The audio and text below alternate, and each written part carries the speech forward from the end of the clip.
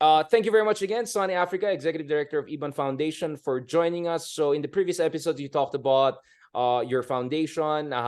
You talked about your own life experiences when you're studying London School of Economics in London, and how the plight of our fellow Filipino people really shook your conscience, or awakened your conscience, and how you dedicated your life to fighting for economic justice, right? Which is, we always talk about political rights, political rights, civil liberties, but we tend to forget about economic rights and economic justice. That's very, very important. And that, for me, is a big explanation in my own books and works, while populists and Marcos, in fact, returned, because there was no economic justice after the fall of Marcos' dictatorship. But I think this is a good segue for our discussion today, because we want to talk about industrial policy, because you cannot have an advanced, inclusive, growth-creating economy if you do not have a strong manufacturing sector. And all the examples we have in history show that you need to have a strong state to build the foundation for a strong manufacturing sector. Now, the last time we had something close to a strong state, so we can debate about how do you define strong state. You can look at its tax generation capacity. You can look at its ability to, monitor activities, to gather data, etc. But I think the last time we had semi-developmental state experiment was really during the Marcos dictatorship. And the fundamental argument you were making in the previous episode is that, rightly, we got rid of the dictatorship, but we threw out the baby with the bathwater. We also threw out any appreciation of the role of the state in building a strong economy, building foundations of modern manufacturing and industry, right? And then what happens since then is more like moralistic economics. All we have to do is just to deal with corruption and everything will be fine, right? When in fact, many of our neighbors are still corrupt until today, but they're doing far more growth than us. Before I go to you, I just want to add another thing. Those people who have this illusion that markets on their own will get it right and that states are bad. I mean, just look at China. I'm no fan of China's political system, but my God, they just launched the fastest internet on earth. They're going to launch the fastest computer soon. They're already ahead of the West in developing 5G and now 5.5G network, if not 6G network. Look at the latest Huawei phones. They're way better than the iPhones we have, right? The Mate phones.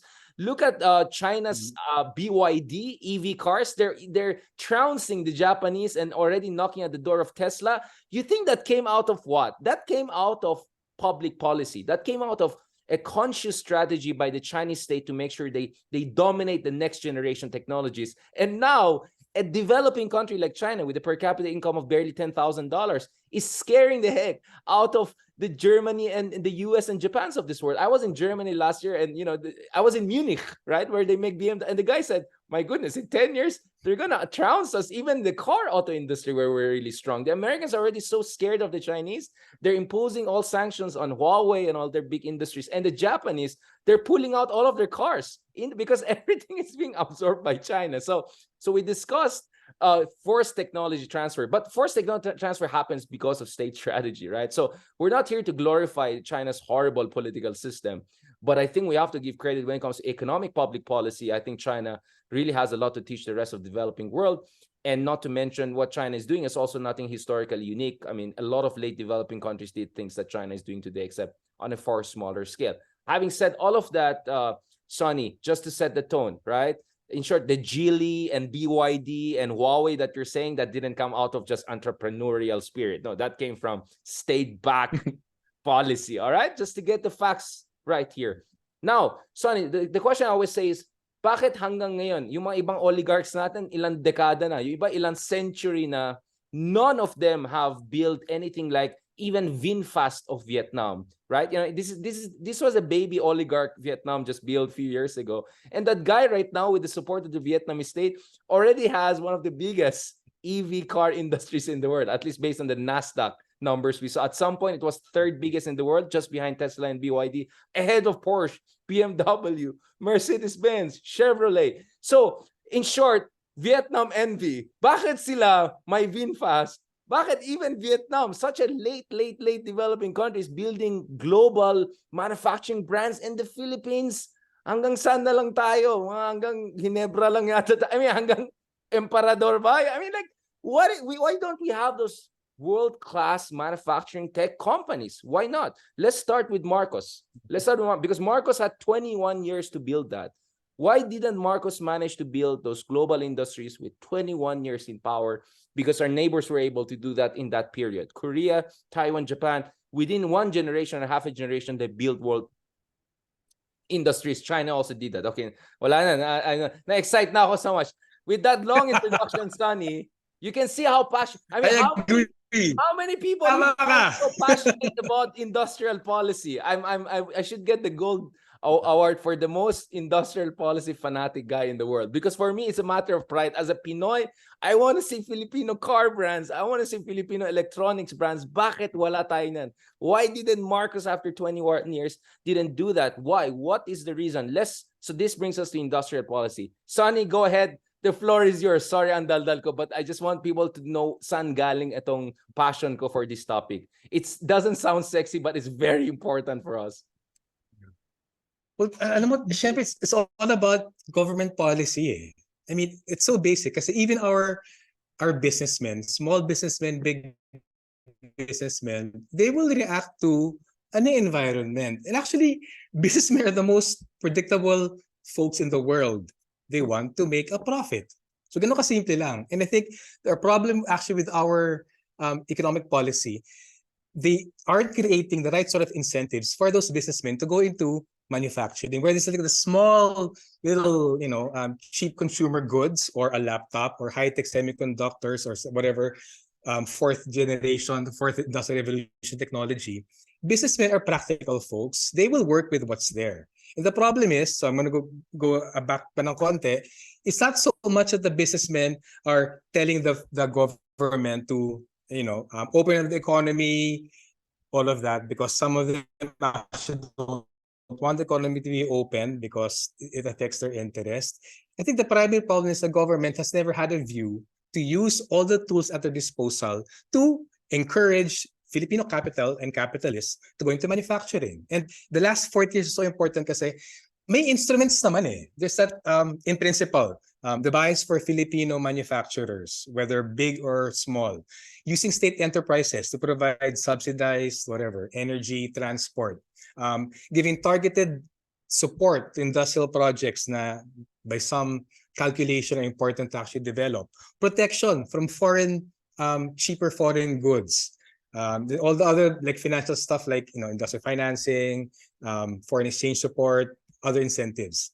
And nabanggit mo kanina yung internet, science and technology R&D support. So actually all those things were well known even as early as the 18th, 19th century.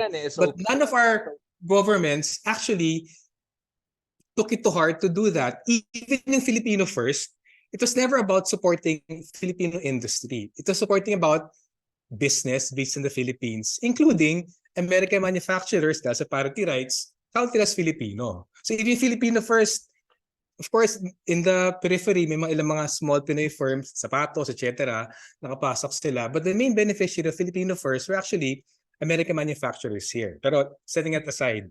So sobrang simple lang actually. Tama ka the high point of interventionist powers in the economy was nung time nung Marcos dictatorship. But the thing is, tail end na yun eh. Kasi sa totoo lang, in the 20s, 30s, 40s, 50s, the 60s, 70s, actually, virtually every country in the world had those same measures naman eh.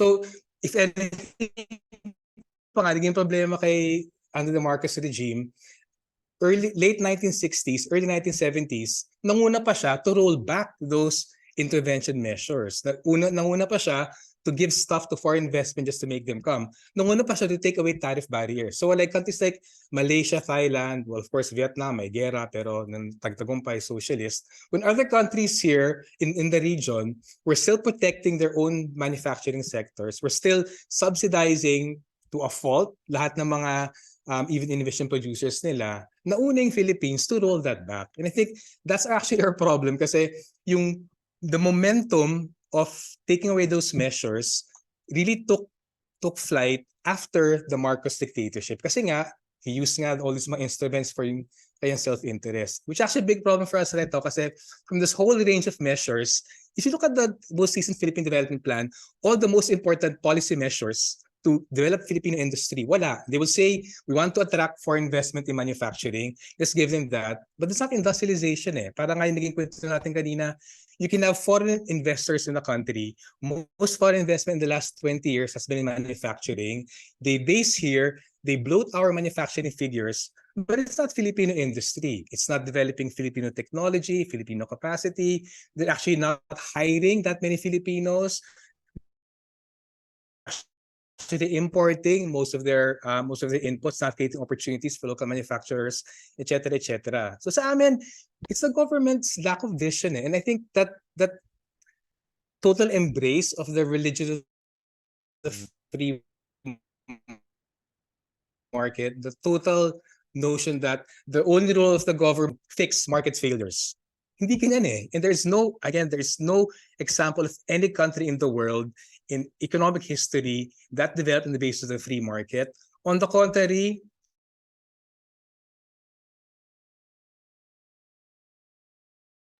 in the last 40 years ng global industrializing country, because the market does not deliver development, the market doesn't deliver industrialization. I think it's gano'n ka-basic lang sa amin. It's lack of fundamental vision by our technocrats, by our politicians. Of course, you can say, step back, they're the ones to support the mga oligarchs natin eh. They're the ones na who get the big war chest to buy. Yeah, that's there, but if you look back actually, hindi naman kailangan ng democratic process to industrialize. And if anything, I like you completely said agree. kanina, Yeah. it's such a brutal process. Sonny, Actually, delikado na to. Okay, let's stop. sige, no. Yeah, we might end up justifying authoritarian developmentalism, No, right? I'm not. To be clear. No, Because we always heard that the Lee Kuan Yew model. I heard that a lot during Duterte time. Bakit yung mga katabi natin? But except we had dictatorship and it was horrible, developmentally speaking. No. Sorry. I appreciate where you're coming from. Your idea is that the agent of development is ultimately the state. Dapat we have to curb our enthusiasm kumbaga when it comes to businessman doing the heavy lifting. So in short, the heavy lifting should come from the state. I completely agree with you. But I would slightly disagree by saying that it's not like we don't have an established history of oligarchic elements trying. I mean, regulatory capture, I think it's not totally myth. I think there is an interest on the part of many oligarchs to control the state in a way so that they can be in charge of commanding heights of the economy. I mean, just look at the key sectors, utility sectors, among others. We don't need to name names. So I agree with you that the heavy lifting should be by the state, but I would also maintain that not only the Philippines, but in many examples around the world, including in the US, we have examples of big pharma, you know what I'm saying, Wall Street, trying to influence legislation and state regulation, Koch brothers, for instance, influencing environmental regulation to push for their interest. But I do agree, yes, the first heavy lifting, the big part really should come from the state. So we create the market conditions in favor of industrialization. So in that sense, I Pero agree kasi diba, where you're coming from, yeah. pero exactly, halimbawa, yung difficulties natin sa internet service right now. I mean, on the short-term self-interest of certain oligarchic interests, ipaprotect talaga nila yan, di ba? Against foreign investors. So I think, yun nga I think big business, again, case in point, the most recent din talaga pangahawakan natin, South Korea and Taiwan. They're all very short-sighted naman eh. They have to make the profit in that 5-year, 10-year period.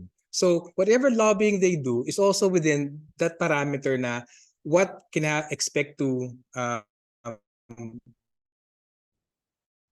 what industry connects kasi may pagka-vicious circle.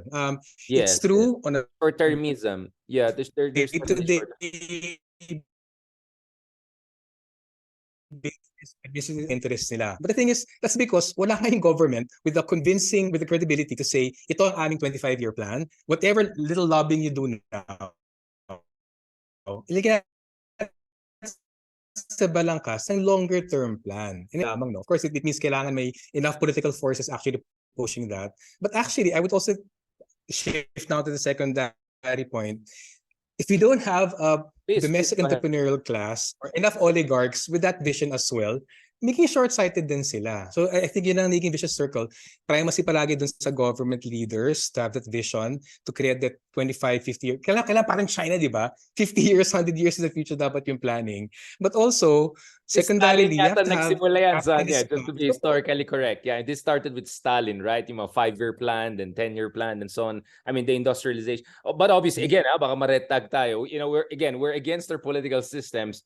But, you know, you can always separate the baby from the bathwater. I think when it comes to public policy innovation, when it comes to economic policy, I have a lot of respect for a lot of countries that may not share my political values and ideologies. Now, Sonny, let's go to the last part, which I think is very important.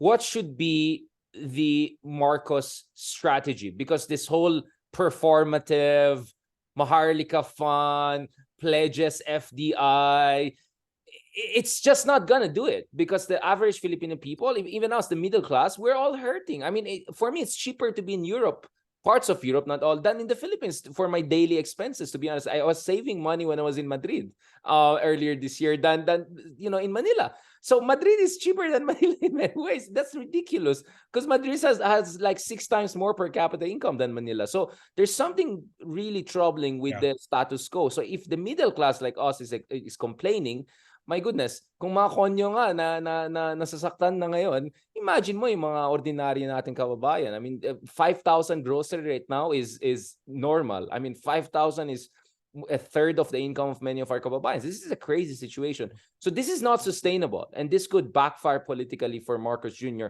So whoever is the Filipino president, hindi pwede business as usual, complacent economics. Something drastic has to be done.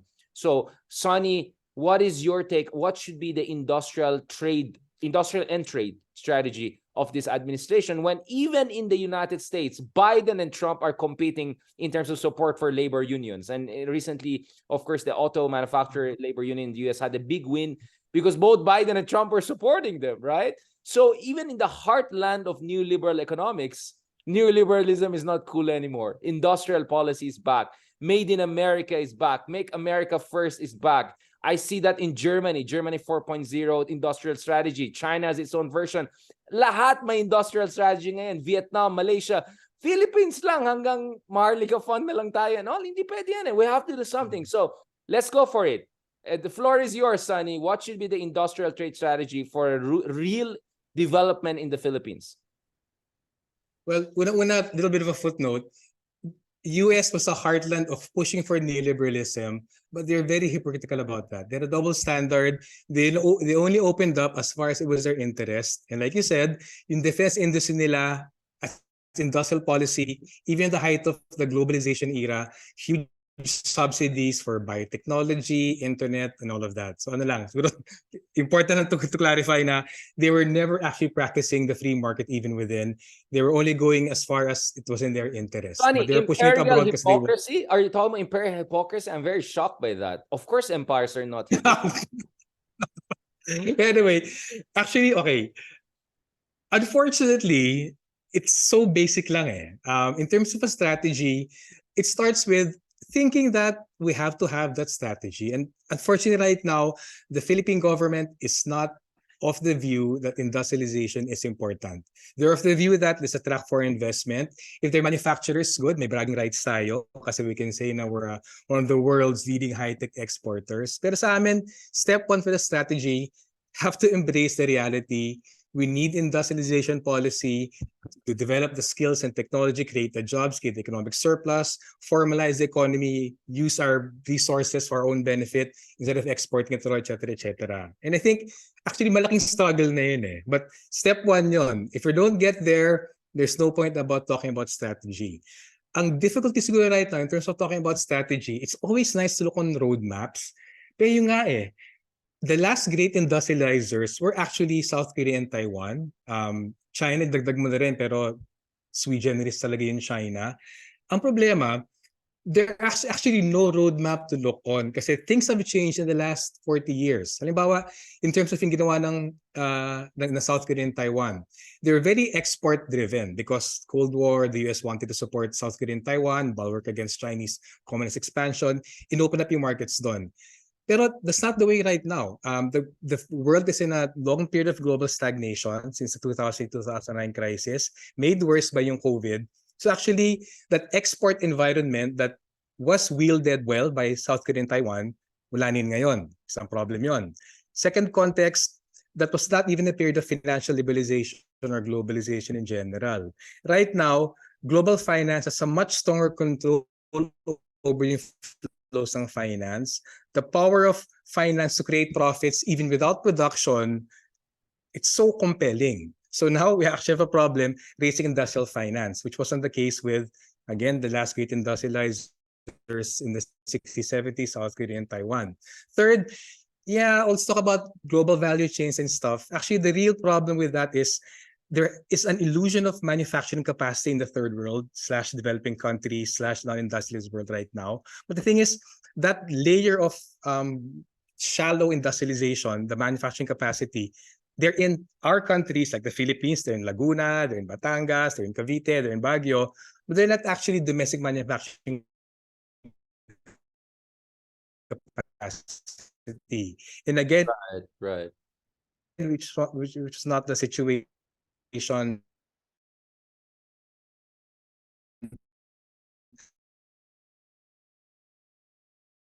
How do we navigate unexplored territory? Una, we have to want to go somewhere. At sa amin, ganun ka-base of the last 20 years was from state intervention in the cities. Don't think it's important. There's no point talking about strategy. In the same manner, once they think it's important, they have the resources to develop strategy. But siguro next point ko na lang doon, once you decide that you have to industrialize, once you accept that the last 40 years of globalization have changed, kami hindi sa amin issue yung mga free trade agreements, WTO, that's all legalist. I mean, you can always back out of those agreements. The US can just ignore it. So sa amin, hindi major issue yung legal infrastructure, whether domestically or internationally. But once that decision is made, then the state can focus its resources to fill in yung three problems na yon. If we can't rely on export markets, let's rely on the domestic market. Oh, but we're so poor. Yeah, we're poor because, one, we're so unequal. We're not taxing the rich and distributing wealth. Let's do that. Distribute wealth, distribute income, expand the domestic market.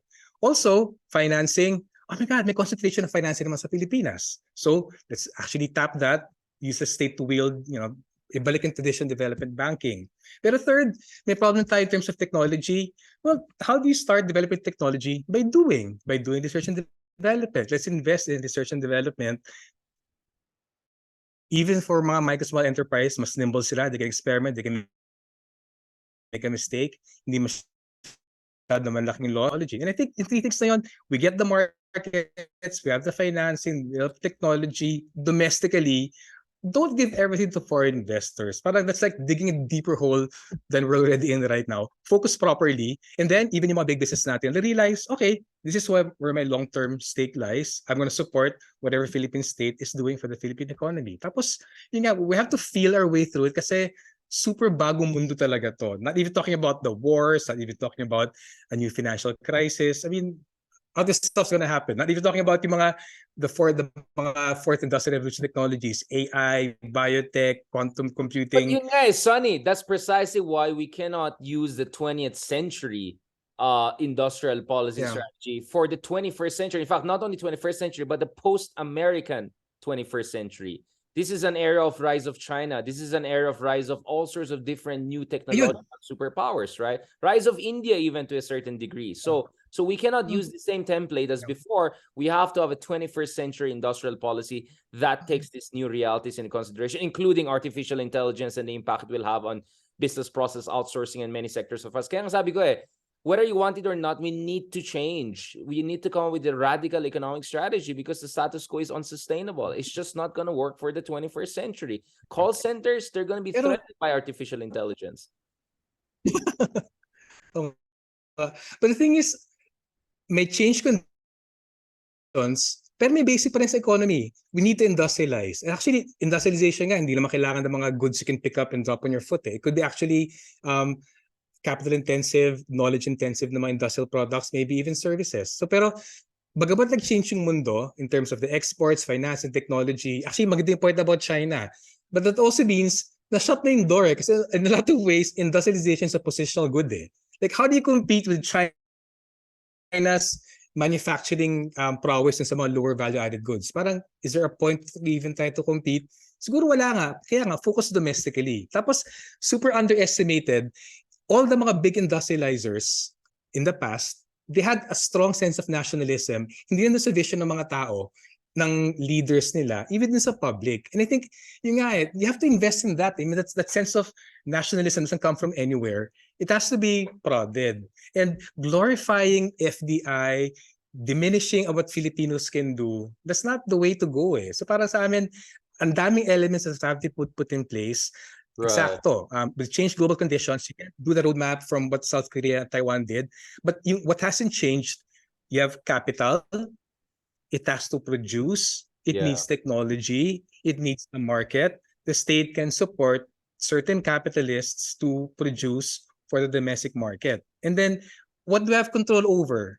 Our own country lang eh. And we have to grasp that eh. We have to have a sense of sovereignty beyond territorial sovereignty over mga intrusive foreign powers. We have to have sense of economic sovereignty as well. At yun ang nakaka-frustrate. People glorify FDI, parang magic bullet siya. But to clarify then, but Sonny, even in just to push China, back against that, we have more FDI as a share of GDP. Wait, we have more FDI as a share of GDP than China. We have about 23-24% equivalent FDI stock to GDP. China mga 12-13% lamang. So ano mo yun? Shares, pupuntahan pa yan instead of going to the mga slain soldiers. It's funny. This is similar to the debate over corruption. Obviously, I mean, corruption is really bad, evil thing, no question about it. No, this is a debate in terms of what kind of FDI you're bringing in. Because if this is a kind of FDI that brings good quality jobs, this is an FDI that comes with some R&D collaboration. This is some FDI that comes with certain degree of inbuilt and not so inbuilt technology transfer. Why not? Why not? So I get your point now. This cost of FDI should be interrogated, but I don't think we should also throw out the baby with the bathwater in the sense of all FDI is bad. So bring in the quality investments. And this is what Mahathir told me, because I want to end on this note, because I think we can have a more and more discussion about this in the future, hopefully under better conditions. I mean, my thing is like when I was talking to Mahathir and he was talking about Chinese investment, he said, we're not against Chinese investments. We're against the bad Chinese investments. We want the high quality Chinese investment. And I think that should apply to everything. And in the Philippines, ayaw natin sa China, debt trap, all of those stuff, which I never believed in, because you can only have debt trap when there's actual investment. So we had more of a pledge trap. But we're at the same time not. Pero nasa atin yung Richard, di ba? It's up to us to make investment that comes in good. Di ba? They're not bad on its own. They're predictable. They're there to make money. Ang tanong lang, sige, make money from us, pero kailangan may pakinabang din kami. On our terms. On our exactly. Terms. It's all about setting the terms. It's all about exercising agency. It's all about having a sense of national development over the next 50 years. How does the Philippines survive in the 21st century? A serious question. As climate change, artificial intelligence, all of these things are coming up. So I appreciate what you're saying here. What you're saying, Sonny, is yes, many new things are coming up, new fancy things, but don't forget the basics, which is exactly why we're having this conversation. The basic is create industries that provide quality jobs on a long-term basis for more and more Filipinos. That doesn't have to require perfect American English like in call centers, right? It doesn't require connection with ganitong may-ari ng business, right? Because only the manufacturing sector, if you look at the studies by Danny Roderick, Hajung Cha, I mean, there's so much literature on really the secret to upward mobility for all countries in history, with the exception of, Gulf, Arab-rich oil countries or some of these exceptional cases, is through manufacturing. Do not forget that. And guess what, Sonny? Even in India right now, that's a conversation. I've been in conversation with some Indian friends. We had a forum in Vietnam earlier this year, and they were saying in India, that was our mistake. We over-relied on services and call centers to generate the growth. That was never enough to take care of our middle class. Never mind, taking care of 1 billion people. So now they're trying to get into manufacturing. But as just you said, we cannot do it like before because the world is different right now. We should have done this in 1980s and 90s, right? Sabi niya. But we have to do a catch up and we have to be creative about it. So on that note, thank you very much, Sonny. Don't worry about it. I do genuinely believe, I hope this is just the beginning of it. So maybe every month or so, babalikan kita. Let's continue this conversation. I think we can also bring in other friends, hopefully on better internet conditions, Lelo, among others. People who think outside the box. Because I think in the Philippines, the problem is that the economic discourse is still so 20th century. So you know what I'm saying? So it's still that classic orthodox new liberal Chicago school stuff. Hindi pa sila nag-upgrade eh, no? I mean, you go to New York University, you have Schiller talking about institutionalist behavioralist economics. You go to many parts of the world, they're already talking about industrial policy, industrial strategy. Hindi pa so actually, our economists, a lot of them are good students, but good students of outdated textbooks. If ever those textbooks were really reasonable. On that The note, thing is, please. okay, Now, go ahead, okay na, Sonny. sige. Any last words? Yeah, any last words before we close this episode, but hopefully just the beginning of a new series of conversation on an economic strategy for the 21st century for the Philippines. Ako, again, para sa politics natin, let's assume everyone wants the best for our country, even our economists. So sa akin lang, it's an appeal. Be more open-minded. Be more open-minded beyond the textbooks. I know the appeal, the lucidity, the coherence, the endorphin rush na things fall into place in the textbooks. But in the real world, hindi talaga ganon. So sa akin, I do start from a notion that even our technocrats, even our intellectuals, even our schools of economics, we all want the best for the country. Pero sobrang basic lang. Let's accept the positive experiences of so many industrialized countries over the centuries and then adapt to 21st century conditions. And I think yun nga, mag-usap tayo, let's move forward. And I think unless that conversation is there, the church of the free market, the gospel of neoliberalism, hindi sa talaga mayarinig eh. So super welcome yung talk na to, interview with Richard. Thank you very much. Thank you, Sonny. No, I Happy actually for this. like that intervention. Just to be clear, I mean, there are many economists in the Philippines I highly respect, including actually Arsenio Balisacan. I think, he could be a good source for agricultural economics, among others. He has done a good job, in my opinion, at least in NEDA, considering everything. Emmanuel De Jos, Medalla, Fabelia. I mean, there's so many great economists. My own professor Monsud, yung daughter ni Jokno, naging professor natin. I mean, so there are many people I can talk Si about. Justine talaga. Even Justin, even Jokno himself back in the day was really the industrial export-oriented kind of guy. So, I hope people don't take it wrong. Ako medyo Carino brutal ako, but I do that also to my own profession. I do that to also people who have my background, people who do foreign policy, people who do West Philippine Sea, people who do media, people who do political science and economics. This is from a position of love because we have many smart, great economists and all. Many of them are patriots. You're absolutely right, Sonny. We're not here to alienate people. Although I'm sorry, minsan medyo Carino brutal ako, but actually this is to build bridges, an interdisciplinary public policy discussion, and no one should have a monopoly over this. So yeah, all due respect, you're right to the economics profession and all. We're just talking about a certain subset of problematic approach to economic policy, which I hope we'll get rid of and move forward because everyone else is doing it across the region. So thank you so much, Sonny, for saving my skin there because I think I really also had to make that caveat very clear because madali ako ma-misunderstood dahil ang mahilig ako maging spicy on and all. Sabi mo nga. So thank you, Sonny, for saving my skin. But I'm genuine. I honestly say yes. I have a lot of respect. That's why I name drop because these are people I deeply respect. I mean, Emmanuel De Jos' works have been a great inspiration. Fabelia's works have been great. Medalla is actually a Facebook friend. He's a fantastic guy. The Joknos, marami tayong minamahal dyan sa Jokno family. So please don't get it at the personal level. This is more of a general. In fact, even with Jerry Sikat, there was this discussion with Lelo about how Jerry Sikat also tried to push for industrialization, but his argument is by the time nagsimula sila, medyo late na under Marcos, diba? Now they should have done that in the 60s pa. But anyway, we can have a long discussion. So I'm fair. This is not a personal attack on anyone. I hope please don't take this personally because when people attack people on foreign policy experts or people attack journalists and all, I don't take it personally. Easy na. Because May sabihin kaya ta. No, actually hindi. I mean, because I criticized. I said, so this is not impersonal. This is really about us moving it up because at the end of the day, this is about the country. And please, if there are people who have other data, alternative data or analysis that shows the positivity of my analysis or Sonny's point of view, please go ahead. More than happy to talk to our economist friends among others. So yun lang. But I just had to come a little bit forcefully and strong, Sonny, because you can say I'm passionate about this, and you can say something has to be done. Something has to be done, and a photo op with Elon Musk, it's not enough, right? Something more has to be done with that. But I hope we get the Teslas here in the Philippines more once we fix electricity and all of the basic infrastructure problems. Because ano naman Silvio, may Tesla ka, mahal naman ang electricity, di ba?